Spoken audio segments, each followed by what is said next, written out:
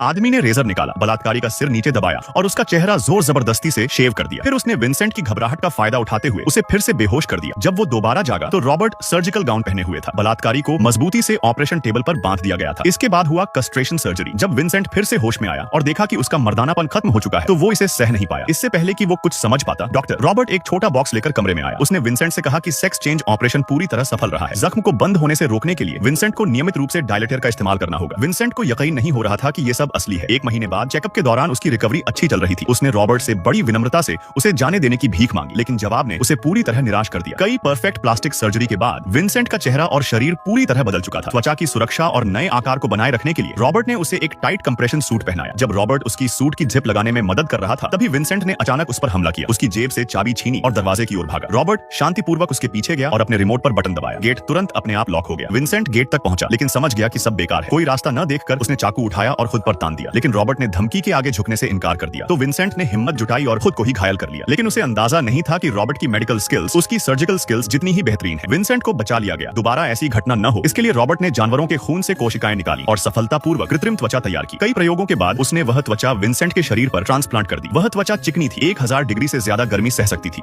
और कीड़ों के काटने से भी सुरक्षा देती थी। रॉबर्ट अपनी इस खोज पर बहुत गर्व महसूस कर रहा था। उसने विंसेंट को एक नया नाम दिया, वेरा। उस दिन से वेरा को एक बंद कमरे में अकेला रखा गया। रॉबर्ट नियमित रूप से उसे कपड़े लाकर देता ताकि उसकी सोच बदले, लेकिन हर बार वेरा उन कपड़ों को फाड़ देती, अपना गुस्सा निकालती और अपनी नई पहचान को ठुकरा देती। उसकी देखभाल के लिए रॉबर्ट ने एक नौकरानी रखी जिससे उसने कहा कि वेरा एक मरीज है जिसे गंभीर मूड स्विंग्स हैं। हर भोजन में सेडेटिव मिलाना जरूरी था। दवाओं के असर में वेरा का गुस्सा धीरे धीरे कम होने लगा। अब वो रॉबर्ट द्वारा भेजा गया मेकअप ठुकराती नहीं थी। वेरा को और काबू में रखने के लिए रॉबर्ट ने उसके कमरे में एक टीवी लगवाया। ऊब के मारे वेरा ने योगा करना शुरू कर दिया।